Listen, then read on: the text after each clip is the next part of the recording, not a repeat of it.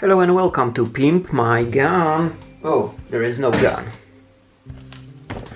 Gun. Today's topic will be an ambidextrous fire selector for AR15 type GBR rifles and HKs and so on. Everything with this kind of lower receiver, you know what I mean. So you see, obviously this is one-sided, but on the other side I also have this option to move it because I have an ambidextrous one. This one was bought, but you know, I realized that these ambidextrous fire selectors, they cost some money and maybe they are not so easy to get because you need to buy them from Taiwan or something, and actually it's very simple to make them. So this is my personal gun that already has one, yeah, but I'll show you in today's video how to make a very simple modification to a single-sided GBBR so that you can have the double-sided fire selector. And why you need it? You can need it if you are a lefty, you do some CQB with both hands or just shoot with both hands, maybe it's just more convenient for you, whatever the reason is. It's very easy to make one for yourself, not necessarily buy it if it's not available. Let's get to it. And as I already said, this mod is okay for all one-sided fire selectors in all AR15 type GBBRs or HKs. For this modification I need a gun that doesn't have this feature yet. Here it comes. I have this Noveske N4 from EMG, and again, one-sided fire selector, nothing on this side, and I will make it double-sided. Generally, when you have these double-sided fire selectors, it's always just a second lever attached from the other side. So for this reason, I need my second lever, and here I have one from East Crane, very nice brand. You can see I have, this is an AEG fire selector for the AR15 types. Let's open it. And they give you a lot of parts, you don't need to really care. All you need is this lever. It's quite similar to the one on the N4 actually, so it will look quite nice. What I'm gonna do is very simple. I will just drill it through this hole, file off the rear part in proper way so that it has some counter rotation rib. I will drill a hole in this fire selector on the other side, thread it, use some screw to attach those two parts, and that would be it. Yeah, so you will see in a detail. What is important to look for when you are buying a fire selector to be used for this purpose is that it has a lot of this flat surface, because sometimes this elevated part of the fire selector goes very much to the front, and then it will be hard to drill a hole and have space for the head of the screw. But if you have one like this in particular, that's perfect, so that's what you need. And the second thing that you will need is a tiny screw. The smaller the better, because there will not be too much space. I'm using M2.5 x 8 with conical head, and it should be okay. Obviously some tools will be needed too, and you will need also some thread locking, because this part could come loose. Yeah, I need to get rid of these additional parts, and actually today I am doing this mod in 3 different guns, so I will be having 3 of these, but I will show it only on the example of this one. So to make some space, let's get rid of the gun, but before we do it, we of course need the fire selector removed from the gun. And depending on the gun, it will be a different process. I will not show every single option here, because this is not the point of the video. I believe you know how to remove yours fire selector, and if not, then definitely somebody already recorded video on it, so you can find it on YouTube. In my case it's very simple, because I just need to push it from the bottom while rotating and it will come loose and I will be able to take it out. So you saw this was extremely simple. And when doing this type of stuff, always remember that there are some springs and pins that hold these parts in the gun, so never lose them. Let's have a closer look on how the AEG fire selectors look like. It has a hole in the middle for a screw, which will help us to modify it, and it has this elevated portion on the rear. So first thing that we will do is we will drill a through hole here, and then we will add some chamfer for the screw head on the other side. So let's start there. And you see I have my 3 levers with a hole. I'm doing 2.5 millimeters because obviously the screw has this size, And now I will need to make a chamfer, because what I want to have is the screw goes here through the middle, and if I do it like this, you see it's elevated, and I want it to be flush. So I will take a bigger drill and I will drill this conical extension of the hole, so that I can have enough space to hide this screw head. If you're using different screw head or you don't care, you don't need to do it. Yeah, I know that, for example, Colt Canada uses this cylindrical heads of the screws, and they are like fully elevated from the fire selector, but that's up to preference. I'm doing the flat version. You see right now I have this chamfer around, and I can put in the screw, and it's much better. It still sticks out a little, so what I'm gonna do is one more thing. I'm gonna mount the screw into the power tool like this, and I'm gonna file it off by rotation a bit from the head, so that the head is smaller. The smaller the head, the better, because again, you have limited space till this big arm, and I don't really want to file it off or anything. I just want to drop the screw into this chamfer and have it ready, so I'm gonna just make this a little smaller. My screw heads are of smaller size now. If I drop them in here, you see they are completely flush with the fire selector. This is what I wanted to achieve. And obviously there is some silver aluminum visible on the fire selector. The screw heads have uncovered steel, so to prevent some rust on them, it will be good to use some instant oxidization gel or something. I will do it as the last step later on.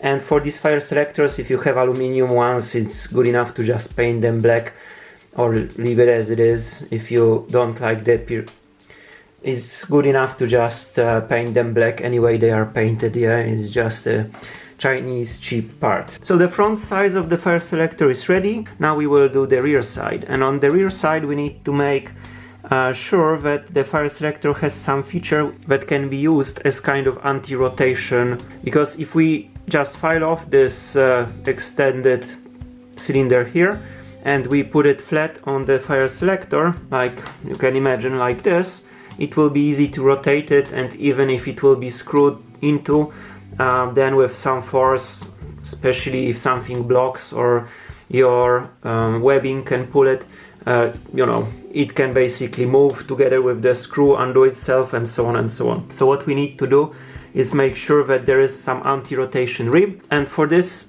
we will use this elevated portion. So you see under the cylinder there is this elevated round portion, and now we will file off a part of it so that the rest stays and it will act as this kind of rib. So we will have to mark how to file, make like a straight line, and to know what material to remove.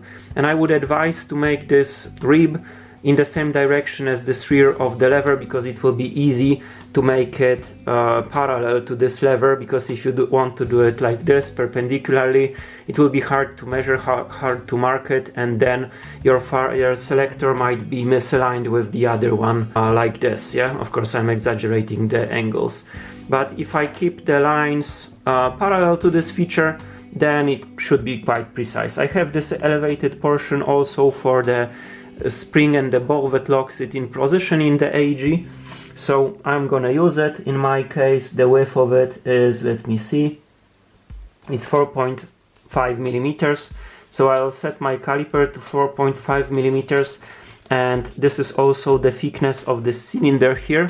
So if I align it correctly and I make some scratches like this, using this cylinder as reference and this elevated portion here as a reference, I can get kind of good line.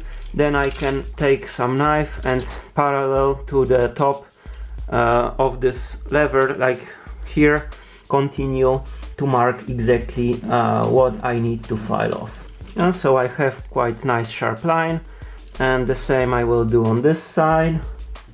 Okay, so you see I have these two shiny lines. I will remove this cylinder to be flat with this elevated portion, and then this elevated portion I will remove till the lines to be flat with this main surface here at the bottom. You will see in a moment. And here I have my modified selectors. So for the selector, this is all. You can see I made this this parallel rib, the hole is in the middle, everything's fine.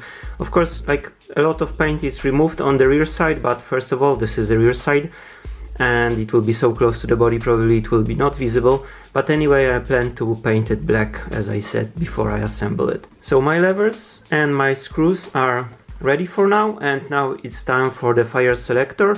What I need to do is to drill a hole, then I will make the groove like on this counterpart to these ribs, and then I will add the thread. I want to do it in this order so that I don't damage the thread when I'm doing this rib. So step after step, let's start with the hole. Of course, it has to be centered. Definitely don't do it by hand in free air. Make sure that it really is centered, because otherwise the lever will not fit nicely. So I'll drill it and I'll show how it looks like. I did the drilling. You can see here, nice hole in the center, 2 millimeters. Actually it's 2.05, because I will be using the M2.5 thread, so the base size of the hole is 2.05. And now I'm gonna make the groove here for the rib we have on the selector.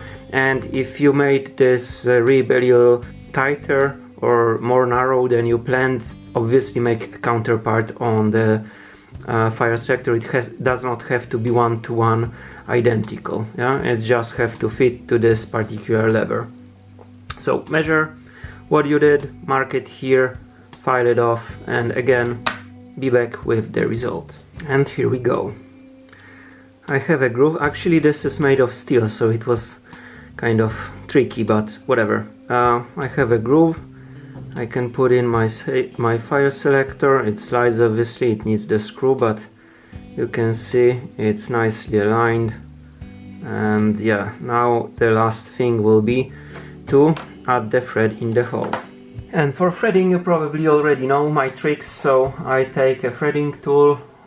First goes the one with only single cut. Maybe you can see it. I have the 2 cut and no cut also available. And I dip it in edible oil, and this is made of hard steel, so I have to be very careful. So I take it and I rotate. When it catches, I don't go all the way in like crazy. I will go 1 rotation and half rotation back. 1 rotation, half rotation back. If this goes really hard, I need to stop. I need to remove the tool completely, clean the hole up. So again, 1 rotation, half rotation back. After I'm done with the 1 cut marked tool, I go for the 2 cut. And again, some oil, put it in the hole, and let's go. 1 rotation, half rotation back. 1 rotation, half rotation back. And so on. And after I'm done, I could go with the no-cut tool, but I don't usually do it because this is, let's say, full thread. So if I do it, then the screw will fit perfectly into the thread. It will be loose until tightened completely. If I leave it with the 2-cut, there will be always resistance when I screw the screw in. So maybe it can work even without any thread locking or anything. And after you make the thread, just put the screw in and you can see how it fits. So you see in my case it's nice in one line, the screw is flat, everything's fine. I cannot rotate these levers, so I can say that this modification has fully succeeded. Last step I will take is to paint these silver surfaces on the right hand side selector. I will add this oxidation to the screw head and to the selector surfaces where I did the filing, and the part will be ready to mount in the gun, so see you in a moment. So with my parts prepared, let's go back here. There is the gun, and let's mount the fire selector back.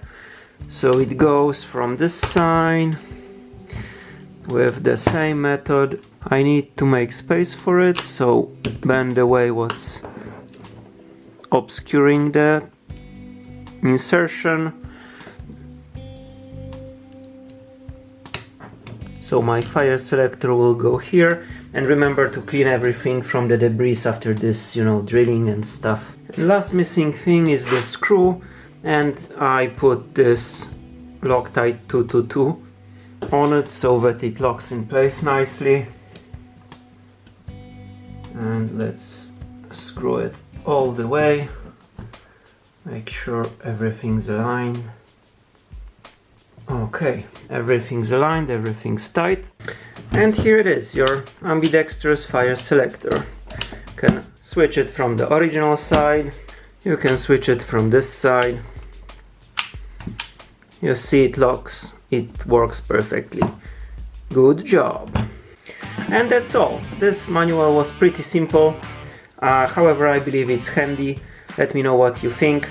Thank you for watching, thank you for your time. Be sure to subscribe, hit the notification bell, leave any comments or reviews. See you in the next video. And may the power of GBBR be with you.